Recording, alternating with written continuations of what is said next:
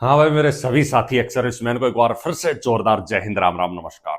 Delhi police में अलग अलग रैंक, अलग अलग ट्रेड को लेके जबरदस्त भाई भर्तियों का अपडेट आ चुका है, जिसमें एक्सर्विसमैन की भी जबरदस्त बल्ले बल्ले हो रही है भाई। ठीक है, पिछला वीडियो अपना कांस्टेबल को लेके था, जिसमें एक डाउट सबसे ज्यादा था एज को लेके। ठीक है, और अपन ने उसके बारे में बताया भी था। इस बार उसको इस वीडियो में भी कोशिश करेंगे कवर करने की, उसकी कुछ चीजें कि आप लोगों को क्या करना चाहिए, किस हिसाब से उसका क्या सोल्यूशन निकल सकता है। दूसरा, इसमें अपन बात करने वाले हैं ड्राइवर वाली जो वैकेंसी निकली उसके बारे में। उसके अलावा सीपीएसआई का आ चुका है कल नोटिस। ठीक है, उसके ऊपर डिटेल वीडियो आपको मिल जाएगा। एडब्ल्यू टीपीओ क्या रखी, ड्राइवर क्या रखी, कांस्टेबल क्या रखी, वैकेंसी काफी आ रखी है। अब आपको पहले तो डिसाइड करना है कि मुझे किस चीज को टारगेट करके चलना है। बाकी फॉर्म आप सबके भर सकते हो, कोई दिक्कत नहीं है। बाकी इसमें अपन ड्राइवर को लेके जितने डाउट हैं सारे डाउट क्लियर कर देंगे। काफी साथियों का डाउट था पिछले वीडियो में कि जो ज्यादा लंबा खींच देते हो सर वीडियो को। ठीक है, इस बार कोशिश करेंगे शॉर्ट में निपटाने की। ठीक है, बाकी सबसे पहले डेट वगैरह आप लोगों को लगभग पता होगा, नोटिफिकेशन देख लिया होगा। कुछ चीजें जो होती हैं एक्स सर्विसमैन के लिए पूछने वाली, जो मैक्सिमम कैंडिडेट पूछते हैं, तो कैटेगरी को लेके कि हम कैटेगरी हम अप्लाई कर सकते हैं या नहीं कर सकते। दूसरा, एज को लेके वो भी कवर कर देंगे। बाकी मोटी मोटी सारी चीजें फटाफट अपन कवर करते चलते हैं। ऑनलाइन फॉर्म स्टार्ट हो चुके हैं। ठीक है, 24 तारीख से भरे जा रहे हैं और 15 अक्टूबर तक ऑनलाइन फॉर्म भरे जाएंगे, लास्ट डेट रहेगी इसकी। ठीक है, पेमेंट वगैरह करने वाली छोड़ो, आप तो अभी टाइम से अपने भरवा दो फॉर्म को। ठीक है, कुछ गड़बड़ अगर हो जाती है तो करेक्शन विंडो आपकी खुली रहेगी 23 से 25 तारीख तक। कोई दिक्कत नहीं। एग्जाम की बार बार कैंडिडेट पूछ रहे हैं, सभी के एग्जाम एक साथ ही होंगे, वही दिसंबर से जनवरी के आसपास एग्जाम आपके कंडक्ट करवाए जाएंगे। तो ये डाउट आप लोग रखना ही नहीं। ठीक है, कोई डाउट हो तो टोल फ्री नंबर दे रखे हैं, उस पर जाके आप कांटेक्ट भी कर सकते हैं। बाकी कमेंट कर लेना, हमारी भी कोशिश रहती है जैसे फ्री रहते हैं आप सभी का रिप्लाई करने की।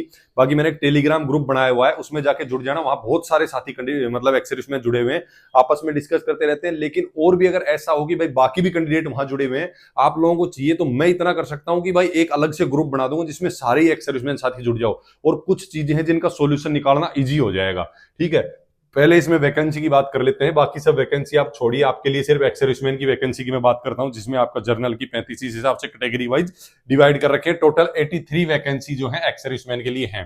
ठीक है, इतनी वैकेंसी रहेंगी। पे लेवल 3 है, 21,700 बेसिक पे रहने वाले, ग्रुप सी की नौकरी है। और आप लोगों को पता ही, इससे इससे अलावा बताने की जरूरत नहीं है कि आपको इन हैंड सैलरी कितने आने वाली है। डीए वगैरह सब कुछ जोड़ जाड़ के आप लोग खुद ही लगा लोगे, तो उसके मतलब वीडियो को ज्यादा बढ़ाने की जरूरत है नहीं। मेन बात आ जाती है एज की। तो ड्राइवर में एज को लेकर ज्यादा दिक्कत नहीं आती है, कांस्टेबल में है दिक्कत जो है। ठीक है, क्योंकि इसमें 21 से 30 साल तो वैसे दी हुई है, और वही सेंट्रल गवर्नमेंट का जो रूल है इसमें भी वही दिया हुआ है। 3 साल की आपको एक्स्ट्रा छूट मिलती है। बाकी आपकी सर्विस जितनी आपने सर्विस की है वो एज में से डिडक्शन कर दी जाती है, फिर उस हिसाब से 3 साल और जोड़ के आप जो है भर्ती देख सकते हो। उसके बारे में मैंने सेपरेट वीडियो बना रखा है, उसको देख लेना। लेकिन दिल्ली पुलिस में विशेषकर कांस्टेबल में पिछली बार जो कैंडिडेट ने 2 साल वाला जो लफड़ा हुआ था उसका जो सामना किया था, उसका भी सोल्यूशन बताएंगे क्या करना है। ठीक है, पिछले वीडियो पे भी उस एक पॉइंट को लेके काफी कमेंट आ रखे हैं। कमेंट आप करो, कोई दिक्कत नहीं, पहले तो पूरा वीडियो सुन लो मैंने क्या बोल रखा है उसमें। ठीक है, उसके बाद में मैंने कमेंट्स के भी रिप्लाई कर रखे हैं। तो इतनी ज्यादा भड़क मत खाओ, उसका सोल्यूशन निकालना है अपने को कि क्या सोल्यूशन है। वो सबको पता है कि दिक्कत आ रही है, लेकिन उसका सोल्यूशन क्या है वो निकालना। सभी साथी एक सोल्यूशन का सोल्यूशन हो जाए यार, कि वो भर्ती देख पाए। अब ऐसे आपस में बहस करने से ये दिया वो दिया उससे सोल्यूशन नहीं होगा। उसका सॉल्यूशन क्या है मैं मेरे हिसाब से बता दूंगा क्या है, लेकिन आप अपने हिसाब से देख लेना। आपको सही लगता है तो वो कर लेना, नहीं तो भाई जो कर रहे हो तो ठीक है ही। ठीक है, निकल तो रहे हो 2 साल के चक्कर में। नहीं तो बाकी मैं बता दूंगा किस हिसाब से क्या करना है। आपको सही लगता है तो करना, नहीं लगता है तो भाई फिर अपने हिसाब से भर्ती देखते रहना। ठीक है, बाकी इसमें वही 10+2 मांग रहे हैं, लेकिन आपके पास 10वीं से भी आप अप्लाई कर सकते हैं, क्योंकि आपकी 15 साल जब आर्मी में सर्विस हो जाएगी और आप 10th पास से भर्ती है तो आपको 12th के इक्विवेलेंट आपको सर्टिफिकेट मिलता है। उस सर्टिफिकेट से आप अप्लाई कर सकते हो, तो कोई दिक्कत नहीं है। आप 10वीं पास भी है तो आप एलिजिबल रहेंगे, सिर्फ एक्स सर्विसमैन। ठीक है, बाकी जो नॉर्मल कैंडिडेट है उनकी बात नहीं कर रहा। आपको हैवी व्हीकल चलाने की नॉलेज होनी चाहिए कॉन्फिडेंस के साथ में। ठीक है, वही अप्लाई करना। उसके बाद में आपका वैलिड ड्राइविंग लाइसेंस होना चाहिए, हैवी लाइसेंस। और जो फॉर्म भरने की लास्ट डेट है उससे पहले बनवा लेना, कोशिश यही रहे हैवी करवा लेना। लेकिन उसमें तो टाइम लगता है, जिसको भर्ती देखनी होती है वो पहले से बनवा के रखा हुआ है, क्योंकि हैवी बनने में समय लगता है।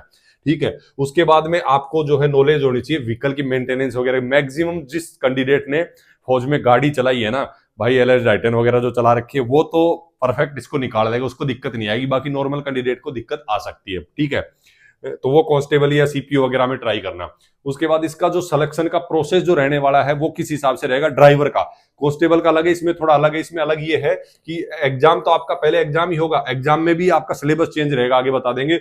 उसके बाद फिजिकल होगा जिसमें मेजरमेंट और आपका एंड्योरेंस टेस्ट सब कुछ आ जाएगा। और डॉक्यूमेंट वेरिफिकेशन भी आपकी उसी टाइम हो जाएगी, फिजिकल के टाइम पे ही ये सारे डॉक्यूमेंट आपके चेक किए जाएंगे। ठीक है, डॉक्यूमेंट में आपको वही है अपनी फौज के जो सर्टिफिकेट वगैरह और आपका जो डिस्चार्ज वगैरह ये सब कुछ लेके जाना है। उसके अलावा वही डोमिसियल का सर्टिफिकेट हो गया, आपका आईडी होगी, फोटोज हो गई, हैवी लाइसेंस हो गया, ये सब चीजें लेके जानी। अगर आपने मान लो एसटी से रिलैक्सेशन लिया है हाइट वगैरह के अंदर या फिर किसी हिल एरिया से, तो वहां का भी सर्टिफिकेट आपको चाहिएगा।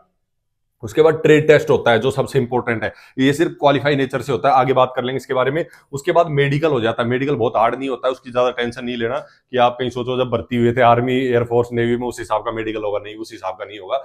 एग्जाम जो है इसका थोड़ा चेंज रहेगा, क्वेश्चन वही 100 क्वेश्चन रहेंगे, 100 नंबर के रहेंगे, कोई दिक्कत नहीं है, लेकिन आपके सिर्फ जनरल अवेयरनेस के 20 ही क्वेश्चन आएंगे 20 नंबर के, और जनरल इंटेलिजेंस के 20 क्वेश्चन 20 ही नंबर के। 90 मिनट का समय रहेगा 100 क्वेश्चन के लिए, ठीक है, जिसमें आपकी न्यूमेरिकल एबिलिटी जो होगी वही 10 नंबर 10 क्वेश्चन। लेकिन 50 सबसे ज्यादा मोटा टॉपिक यहाँ आ रहा है, 50 क्वेश्चन 50 नंबर के, सारा रोड ट्रैफिक और गाड़ी के मेंटेनेंस वगैरह और इन सारी चीजों से, सीएनजी ऑपरेट किस हिसाब से करनी है, मतलब कि यह है गाड़ी को पेट्रोल डीजल सीएनजी में किस हिसाब से क्या ऑपरेट करना है, कैसे मेंटेनेंस करना है, कैसे सिग्नल पहचान, वो ही सब क्वेश्चन इसमें आएंगे। ठीक है, तो ये मेन रोल है आपका, यहां ज्यादा आपको फोकस देना होगा, वही आपकी नेगेटिव मार्किंग इसमें भी है 0.25 की। ठीक है, 0.25 की नेगेटिव मार्किंग भी इसमें रहेगी।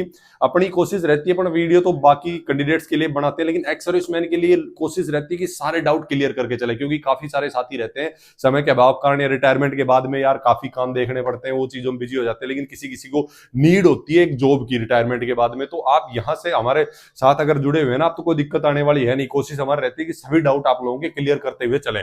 ठीक है, उसके बाद में अगला टॉपिक इसमें है भाई, देखो सबसे पहले बता दूं, एग्जाम में जो आपकी टोटल वैकेंसी है ना, टोटल नंबर ऑफ वैकेंसी के 20 गुना।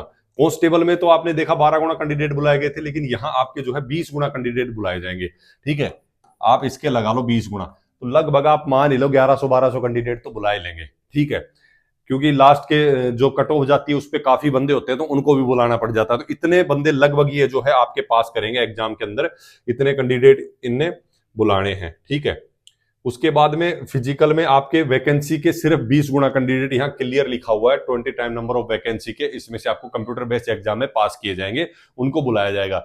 मिनिमम मार्क्स को आप छोड़ो, कट ऑफ जाती है उस हिसाब से, और आप लोगों की ज्यादा जाती भी नहीं, आपको पता है वैसे भी। ठीक है, फिजिकल एंड्योरेंस टेस्ट, इसमें आपकी वही है एज के हिसाब से मैक्सिमम कैंडिडेट इस क्राइटेरिया में आएंगे 30 से 40 में, कुछ अबाउ 40 में भी आएंगे, तो उनको यही है 8 मिनट मिलती है 30 से 40 वालों को, 9 मिनट मिलती है। देखो, और ये 40 अबाउ 40 और देखो एक्स सर्विस में जितने हैं ना, कोई भी फिजिकल में रहता नहीं है, इतने बार देख लिया मैंने, सभी फिजिकल तो निकाल ही देते हैं।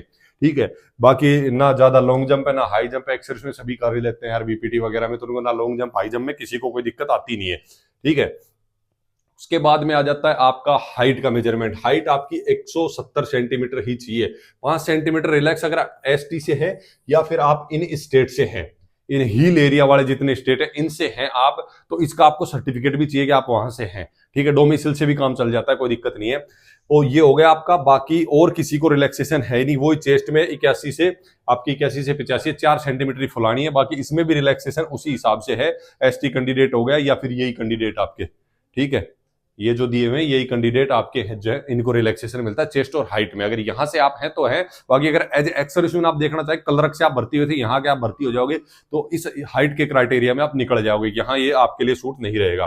ठीक है, उसके बाद में आ जाता है ये आपका मेन जो ड्राइविंग का, ये क्वालिफाई नेचर से है, सिर्फ ये आपको इसमें क्वालिफाइंग मार्क लिखे हुए हैं, ये मेरिट में आपके नहीं जुड़ेंगे, सिर्फ क्वालिफाई मार्क इतने आपको लेने पड़ेंगे तभी आप क्वालिफाई होगे। ठीक है, अब आ जाता है ड्राइविंग का आपको लाइट मोटर व्हीकल का और हैवी मोटर व्हीकल की। ठीक है, पहले आपको फॉरवर्ड फिर रिवर्स में आपको चला के दिखाने, 20-20 नंबर का होगा, पार्किंग में लगाने 10 नंबर का होगा। ठीक है, उसके बाद टोटल मार्क्स है ये आपको सभी में हर एक के अंदर आधे मार्क 50% मार्क लेने पड़ेंगे, मतलब टोटल में से 50 लोगे तो ही आप पास होगे। अब ये नहीं कि इसमें तो आप 20 में से 15 ले लिए और इसमें 5 ले लिए 20 हो गए, और इसमें से आपने 5 ले लिए 25 हो गए, आप पास जाओगे, नहीं, आप फेल हो जाओगे। आप इसमें भी 10, इसमें भी 10, इसमें भी 5, सभी में आपको 50% लेने पड़ेंगे। वही सब हैवी व्हीकल में भी यही है ना। उसके अलावा एक होगा आपका, वही मैंने आपको बताया, ट्रैफिक सिग्नल, रोड सेंस, आपको बेसिक ड्राइविंग के रूल वगैरह, रोड मैप रीडिंग वगैरह। ठीक है, ये सारी चीजें आपको पता होनी चाहिए। 25 का इसमें 12.5 नंबर आपके आने चाहिए। ठीक है, ये क्वालिफाई नेचर से। उसके बाद में आपका और आ जाता है मेंटेनेंस को लेके, आपको क्या नॉलेज है व्हीकल की, जैसे टायर प्रेशर देखना, बैटरी का वाटर लेवल देखना, ठीक है, ऑयल की ग्रेडिंग देखना, कूलेंट देखना, ये सब चीजें, इसकी नॉलेज के बारे में भी आपसे पूछा जाएगा, तो वही 25 नंबर का 12.5 इसमें भी लेने होंगे। ये भी आपको जो है क्वालिफाई सारे करने पड़ेंगे। ठीक है, तो ये ध्यान रखना, ये जो है सबसे इंपॉर्टेंट रहने वाला है आपका। बाकी लगभग यही चीजें थी जो आपको बतानी थी मोस्टली, है ना। अब बता देते हैं आपको मेडिकल कैटेगरी वाले कैंडिडेट जो सबसे ज्यादा पूछते हैं। देखो मेडिकल में इन लोगों ने दिया हुआ है कि हाँ, अगर आप मेडिकल से आउट हुए, पेंशन मेडिकल के रीजन से, तो आप अप्लाई कर सकते हैं। लेकिन उसमें क्या है, आप नोटिफिकेशन पढ़ना कांस्टेबल को, उसमें क्लियर दिया होगा आपको पुलिस ड्यूटी के लिए फिट होने चाहिए, पुलिस ड्यूटी के लिए अनफिट नहीं होनी चाहिए, उस हिसाब का आपका मेडिकल पॉइंट नहीं होना चाहिए। ठीक है, तो आप एलिजिबल अप्लाई कर सकते हैं। अब बात आ जाती है एज की। देखो इसमें पिछली बार भी कैंडिडेट ने सामना किया था इस चीज का, तो मेरी कोशिश ये है कि भाई एक अलग से सभी एक्स सर्विसमैन का ग्रुप बना लेते हैं। ठीक है, उसमें वो कैंडिडेट भी होने चाहिए जो पिछली बार आउट हुए थे और उनके पास प्रूफ होना चाहिए, लिखा हुआ कि भाई इस बेस पे उनको आउट किया गया था।